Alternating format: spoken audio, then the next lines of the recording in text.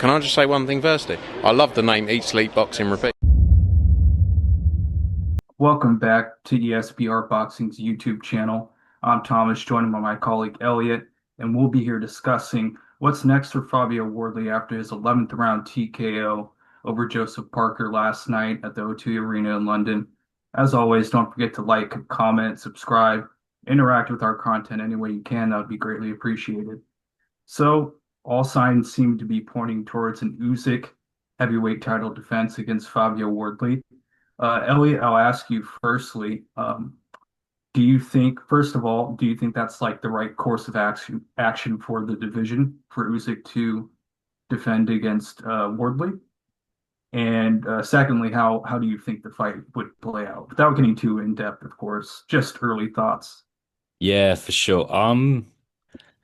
Wardley's, I think Wardley's earned it now because he's beaten Joseph Parker, who was Joseph Parker could have waited and not fought Wardley and still fought Usyk or fought for a vacant world title next. And Wardley's gone ahead and beaten him. He's the interim champion with the WBA. He's the interim champion with the WBO. So you can't really deny his shot. I think it's just one of those things where he's come quite close to losing in his last two fights and got late stoppages in both of those. And I just think where he was 18 months ago, he was nowhere near fighting for a world title. And it just so happens that Usyk has kept fighting, kept winning, become undisputed champion again.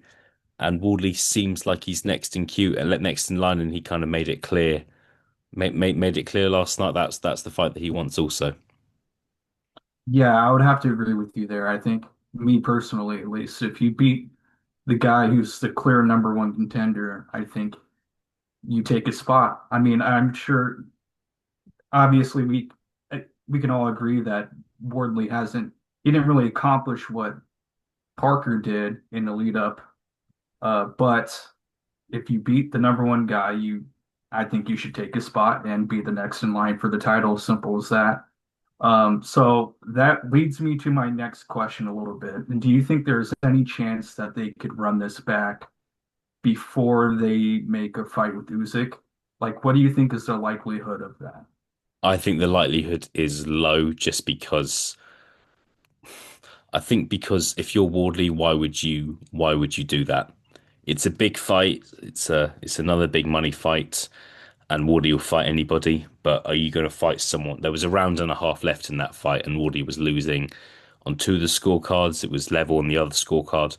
So I just don't think it makes sense for Wardley to do that. I don't know about you, but why would you fight someone who you've nearly lost to? I'm going to say it, nearly lost to when you don't have to. It doesn't make sense to me. I think, look, if Joseph Park can come back with a big win, then maybe it's a fight that can be made down the line because it was such an entertaining fight. It was a fight of the year contender, so it's there's going to be demand maybe to see it again down the line. But yeah, I don't see why Woody would take that fight next if I was him.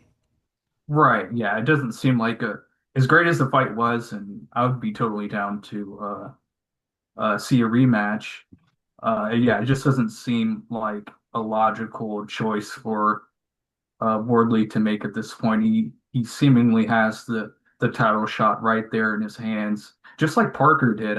Me personally, I don't understand why Parker even took this fight with Wardley, but anyway, that's for a different discussion. But lastly, I'll ask you this: do you think that there's any chance that Frank Warren and Queensberry will try to throw Atalma into the picture before they make a fight with Usyk, like they make a number one contender type fight with Wardley and Atalma? What do you think would be like the possibility of that? Yeah, like it's a funny one. I think they train in the same gym, and Moses Talma had a post not hit a post fight of his fight, but a post fight interview, and he was asked about it by the DAZN presenters, and he just said, "I see kind of Fabio. I don't see Fabio as a competitor because we're in the same stable." However, these things can change. We saw it. I think Crispin Smith. Yeah, I think we saw a similar example with Crispin Smith and Lawrence Okoli a couple of years ago, were both trained by Shane McGuigan in the same stable. Lawrence Coley leaves with gets a new trainer, and then a few months later, Crispin Smith and Lawrence Coley are fighting each other. So it can be made. If you're Frank Warren, you're the king of the heavyweights when it comes to when it comes to UK promoters, and I imagine he would rather have a Talma continuing to develop, continuing to look impressive, and Wardley fighting Usyk before making that fight against each other. We'll see. I think if one of their training situations was to change, which definitely could happen, fighters change trainers all the time, then I could see it, and it would be a fantastic. That would be a fantastic fight. I think one thing that Fabio Wardley's done in the last 24 hours or so, Thomas, is he's going to be taken more seriously. And there are now so many big fights out there for him, whether it's against Moza Talma, Anthony Joshua, Daniel Dubois. There are some real big fights out there for him. Whereas I feel like maybe 6 months ago, those would have been laughed at. I think a lot of people thought he would have had no chance. Whereas now he's a serious top 10 heavyweight. So we'll see. We'll see. Right, yeah, absolutely. And he's always fun to watch, knockout power, and he's got the ability to overcome as he showed last night. So yeah, it's always going to make for TV, uh, fan friendly fun whenever he's in, and that always sells. So yeah, it seems as though he's got this Usyk fight locked down.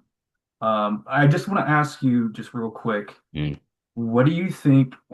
Is there anything different that Fabio Wardley could bring to the table that perhaps Daniel Dubois didn't bring, a Tyson Fury didn't bring? Is there anything different that you could see? Do you think he has any better chance than either of those guys? Yeah, it is hard to see Alexander beat Tyson Fury twice, beat Anthony Joshua twice, beat Daniel Dubois twice, and then lose to Fabio Wardley. I just think if I was making a case for Wardley winning, you could say Usyk will be 39 by the time they fight each other. Wardley is on a roll right now. He's got a lot of momentum. And I just think with Wardley, he has so much dedication to the punches that he throws. And maybe he's a bigger puncher than Anthony Joshua or Tyson Fury. He's not as big as them. That's one thing about Wardley. He's not a massive guy. He's kind of a more of a normal sort of height, and he's not that wide. But he's got the highest KO percentage in the division, so he can clearly punch a bit. So can Usyk definitely take a shot from him? You would have to favour Usyk, and you got to. I just feel like Wardley needs to have another. I would like to see Wardley have another fight against a top 10, top 15 heavyweight before fighting Usyk. That's what I would like to see. I think it's just such a step up in levels from Joseph Parker and Justice Hooney, in my opinion. So that's where he could come up short. But it's exciting. I think he's. I was doing the review show with Danny last night, and he said Fabio Wardley is probably the most entertaining fighter that the UK has to offer, and it's hard to disagree with that. So we'll see. Wouldn't mind seeing it happening. I just think there's so many other fun fights that Fabio Wardley could be in instead. No, absolutely. I totally hear you on that one. But it does seem as though he will be going ahead with it, unless, we'll see what happens. We'll see uh, when Usyk's ready to come back to the ring and how quickly Wardley will be ready to jump back in there. But it does seem as if that's going to be the next one. And yeah, comment, subscribe, let us know how you think that fight would go down between Usyk and Wardley. Do you think that Wardley can bring anything different to the table? Do you think that perhaps he has something that the past few heavyweights hadn't had for Usyk? Let us know in the comments down below, and we'll see you on the next one. Thanks, Elliot. Thanks, Thomas.